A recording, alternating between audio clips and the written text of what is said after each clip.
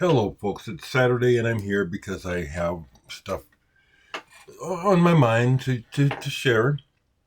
5th of April. Thank you on the last video where someone pointed out that I had posted it as March. Cheers.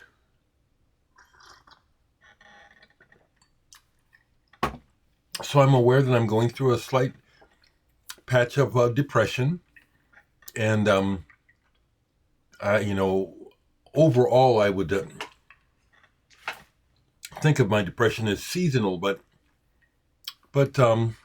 you'll have those stretches where for some reason you're just kind of blue and you just kind of just let it pass, and this is one of those times. I think one thing I am thinking honestly is that I'm bummed out that I missed Victoria Shen eviction. I actually drove down, but the parking spot that I found was about 2 blocks away. And that really doesn't seem like much of anything, except when you've been through some things that I've been through. And I'll share that I was almost mugged one time after a show here in Omaha. And it was because I was able to get to my car before the assailant got to me and locked myself in.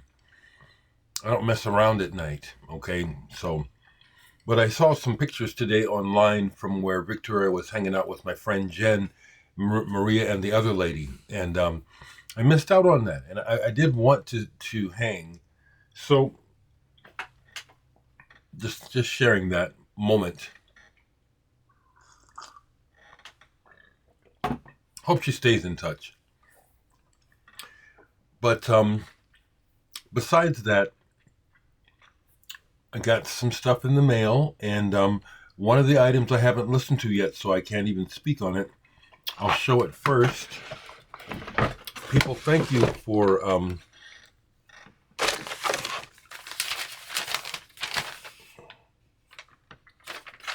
thank you. So this person here, Mark Hardy, sent me this cassette release of his called Field. The fruit of a series of 8 performances done with colleague Jeff Kowalkowski and a student, Patrick O'Connor. 8 of 10 cassette players were arranged inside and outside the studio performance space. So, what else is this?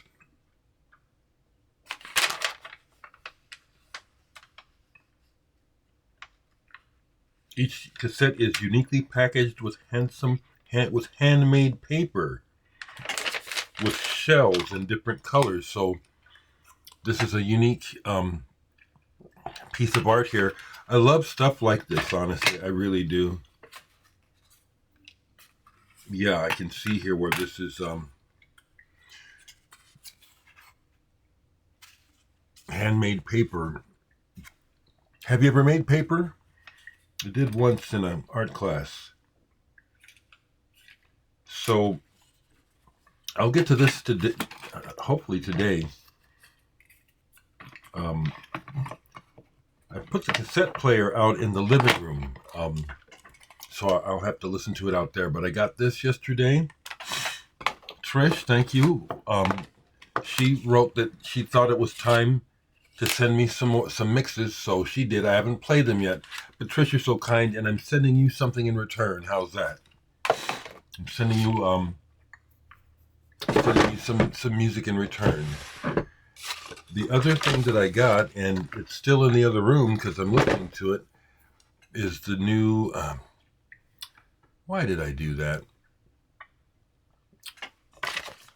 Serena Jara, I will get to this, okay? Because it's in the other room. It was my night listen. The new Serena Jara release. I like it, but I can't, it's in the other room. I'm not going to go grab it right now. This was I don't know, this person possibly transgender. They sent this to me. It's a sticker along with the music. I like it. I will review it. I'm not going to go grab it, okay? It's still in the CD player, so it would be.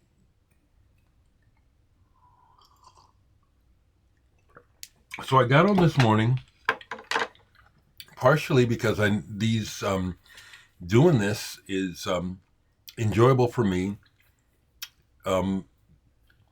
It can actually help me start my day on a better note. So that's why I'm doing this today. I need it.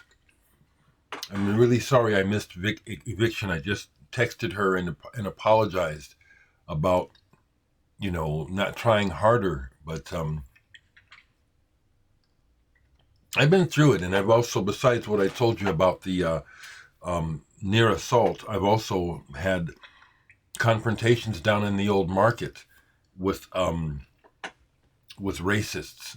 I'm just minding my own business, and have been dealt with some bullshit. So, and since Trump is back in office, I'm not messing around in this world. Things are not right, so I'm not messing around. I'm playing it safe.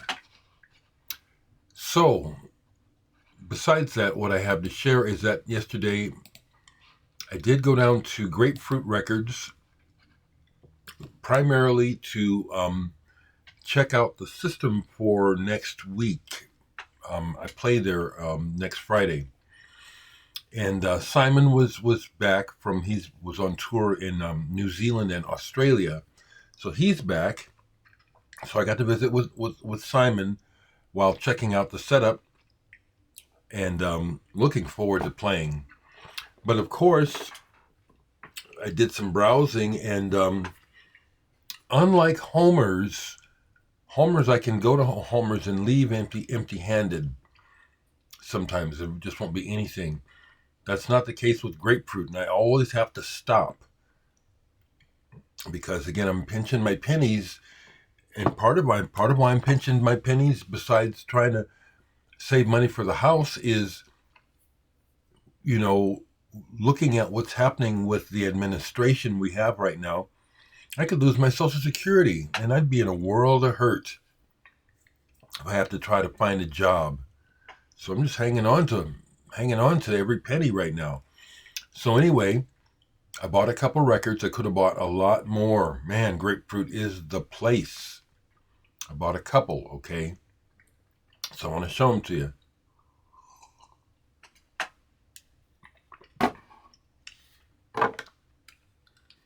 And yesterday wasn't Bandcamp Friday, but I still had some folks make some purchases, mainly of the improvised music. I hope next month that I can make more sales of my CDs. I really would like that. Anyway, I have a couple records that I can show too that I played these last couple days. So anyway, while I was down there, let me just make sure I get everything here. No, okay, there we go.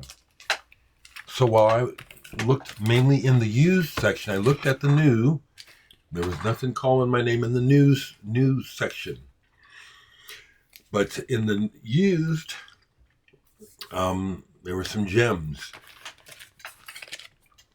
Now, interestingly, recently I just showed this, but a reissue of Francois Bayle, Tremblement de terre très dur. Okay? And I see here where this is was owned by this person here, where they very rudely, man, it's pretty obvious who this album belonged to, but this is an original, and because of the defacing on the back, the price was right, but I couldn't leave it. I already have this as in the reissue, but this is how the original ionagrams would come. And I was put off by that on the back, but it was less than these go for pardon me, these go for collector's prices.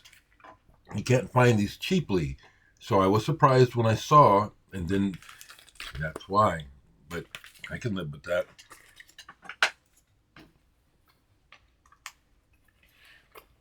I picked this up. This was nicely low priced. This was only $12. And the reason I bought it was of Takehisa Kosugi, who I have a couple things by, an innovative artist from Japan who is doing some things with sound back in the late 60s and 70s. He was a pioneer explorer. So here he is with Akio Suzuki in duo. Takehisa Kosugi and Akio Suzuki duo. New Sense of Hearing. This is a performance recorded April 2nd, 1979 in Tokyo. And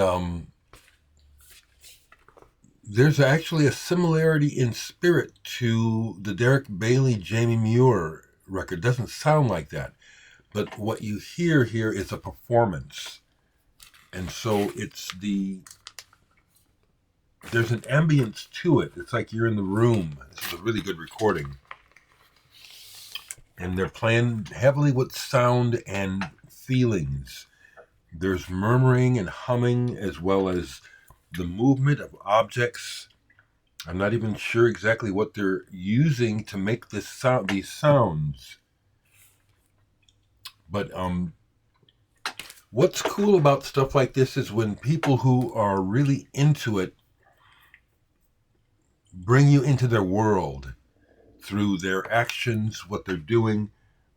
I say you because I'm trying to relate to you listening, but I feel it. There's a difference between, and I have a record here actually to give an example. There's a difference between random noise making and creating. And this is a creation. This is intense. New Sense of Hearing. His other record, it's like, it's right here. Looked for this for a long time, and this is not an original because, again, originals of this are very expensive. Takehisa Kosugi, Catch Wave. Once again, old. In many ways, groundbreaking. So I had to grab this when I saw it. It's like, Takehisa Kosugi is someone of note for you to look into if you don't know. I picked up 3 more titles. This is a recent reissue, like probably in the last 20 years. This is a reissue of an old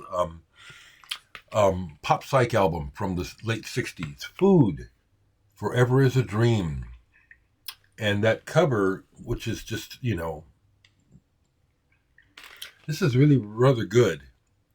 And it has elements of classical, as well as the pop and the psychedelia, sound effects, movement of the music, changes that are kind of like, oh, wow, where did that come from?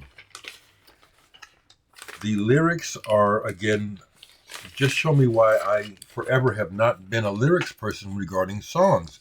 Because these lyrics, for the most part, to me, when I pay attention to them, they're atrocious. But musically, this is pretty solid. Forever is a Dream by Food. Kind of baroque. Not left bank band quite. But orchestra, and these guys can play. And the arrangements are interesting, so... And this was cheap. The last 2 items I'm showing you were my yes. So happy this is the sort of thing that I'm looking for. Like I said about the cathode ray eyes, I'm glad somebody picked up on that. That's good, isn't it? But this is one of those old records. This is the kind of stuff I'm looking for that seldom comes into Homer's, but Grapefruit.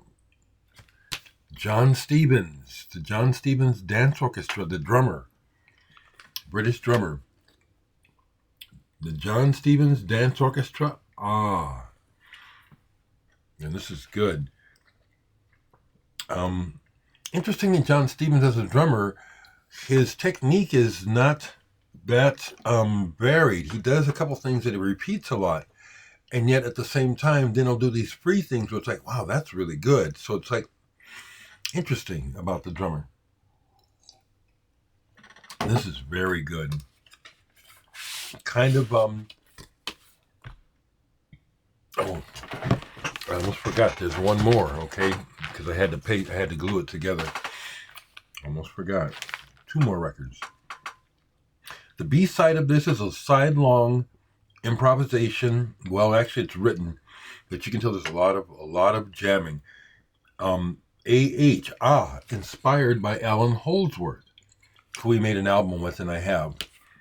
Doesn't sound anything like Alan Holdsworth, but it jams, and it gets the group. They get it going. You get the spirit after a while. It's like, oh wow, this is good. These guys are playing well together, and they've created a vibe where the things get taken to the next level. You people know what I'm talking about that make music as well as art, don't you? About when things happen while you're creating, and something happens and things go up in energy. I like that little heater. It's only 33 degrees here today in Omaha, so it's springtime, but the weather is not settled. And then I'll save the best for last. This one I got because it's like, okay, I don't listen to this that much, but this is in my collection. Merzbow, Venereology. Merzbow, who is the premier noise artist from Japan, probably best known to people for working with Boris. I knew about him way before I knew about Boris. And I haven't looked at this closely to see if this stuff is remixed and rearranged from original tapes 2018. Okay, so he is a noise pioneer, and literally noise. So it's not the sort of thing that I'm going to listen to much, but I said, I'm taking this home. I didn't even notice until I got it home that it was on a colored vinyl, and what a beautiful purple. Wow, that's a stunning color. I did play one side of this, and it's what I expected. Interesting that I've been listening to noise for so long and so many different artists. I can almost tell what he's doing to create the different tones. Of course, I've watched a lot of videos of him performing live and see where he puts together these contraptions, to scrape and rub and make sounds with. So Merzbow, Venereology, had to get it. And my find of the day, this is a reissue, but this is still awesome. Terry Riley's first record. Reed Streams. This is a reissue of his first album.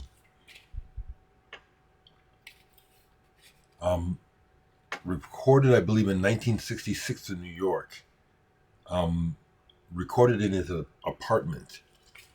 But right from the very beginning, with these crude recordings, because it's like Steve Reich's It's Gonna Rain, where there's something is caught in the way that he is playing the loops, and there's a kind of a crackling or some sort of thing that happened that ends up being percussive. This is very intense. And you'll be thinking that you're listening to a loop and then it changes. And you can't quite tell. Did he change it or is that a tape edit? This is intense, especially for his first album. And it kind of shows, I'd never heard this, to be honest. And it shows where from the very beginning, he's doing something notable and unusual.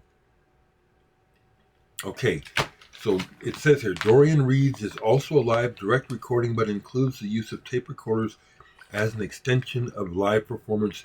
It was composed and performed for this cutting.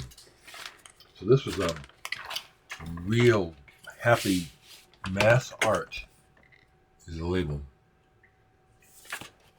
Real happy to add this. They had more Terry Riley, but I had all the other titles that they had in. So, some new listening, new additions to the collection. I have a group of records to trade, but I had a sense that it wasn't a good time to take them. Simon was working alone and was busy, so there was no time to try to trade. I'll probably take them down next week.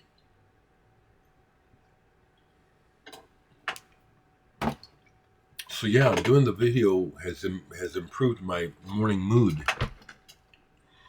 I woke up and saw the pictures, like I said, of eviction with my friend Jen and Maria and the other lady hanging out yesterday, and I got jealous because they didn't call me. I felt bummed, left out. But that's the way it goes. I didn't make the performance, so they didn't think of me. So, pulled some more records from my C section.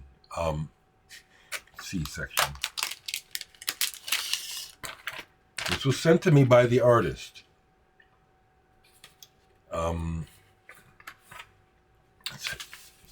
It's one of those deals where it's pasted on one at a time. I have to look at the name because I can't quite make it out. This one is an example of where I don't exactly know. Cyanosis, number 4, movie. I am not exactly sure what this person was up to, but this, in my opinion, doesn't really work. It's all these sounds and parts of recordings that are cut up and just laid next to each other, seemingly random, no rhyme or reason. And it has different song titles, but everything sounds like it's just one big mess. And I enjoy having stuff like this, but this, I was hoping, like when I posted, well, last time I listened to this, it wasn't any good, or I didn't get into it. I don't know what the purpose of, if the person who made this actually happens to see this, could explain what they were doing. Because I've done stuff similar to this, but it came out better. This really is very disjointed.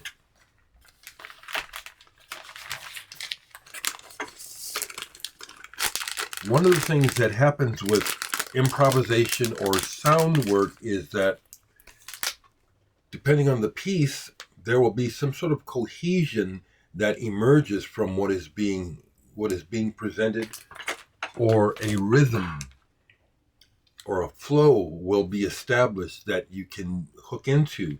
And this thing here that I just showed you, it doesn't do it.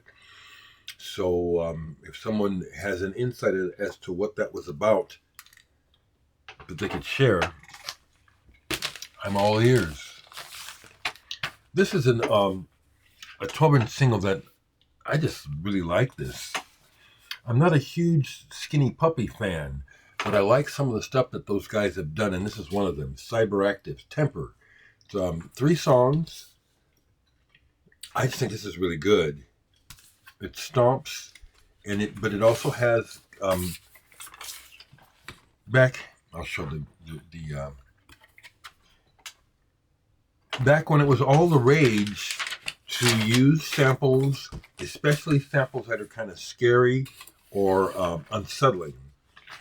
And so it uses some of those on here, which to me are just like signposts of the times. But musically, it's killer. This killer stomps. Temper, Meltdown, and Dream Needle. This is one where the B-side is as good as the A-side for me. Here we go. These are the last things that I'll show today. That Peter Brotzman is real good, by the way. I've listened to the rest of it. It's out there in the C's and D's section, and I went to pull this, and then they were all put in one plastic together, so I separated them. But this goes back to, is it the 80s? I have to look. I'm pretty sure it was the 80s. Dalek, I Love You. I'm pretty sure this is the 80s. But this particular 12-inch single, Heartbeat, great song. Heartbeat. And astronauts have landed on the moon. It's just Merrick on drums, who was with the Adam Ant and somebody else. This is really, it's a bit of a nostalgia listen, but I really like this song. Both sides, actually. Heartbeat.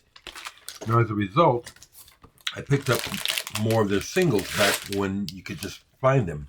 This isn't nearly as good, but I keep it. Ambition by Dalek, I Love You. And this one, it sounds like they were like, okay, so maybe we can get a hit. And so this is kind of clunky. Korova, I like that label. It's not as cool as Heartbeat. Heartbeat is good. I'm not from England, so I don't know if it had any chart or airplay, but it sounds like it did or should have. And then I have this one, Holiday in Disneyland, Dalek, I Love You. I also have one of their albums. I still like this stuff. Dalek, I Love You. So I'm glad that I got on this morning. It's helped me to get over my moodiness. I'm well aware that I can do more than I do. I can get out of the house and go and get involved with a lot of things.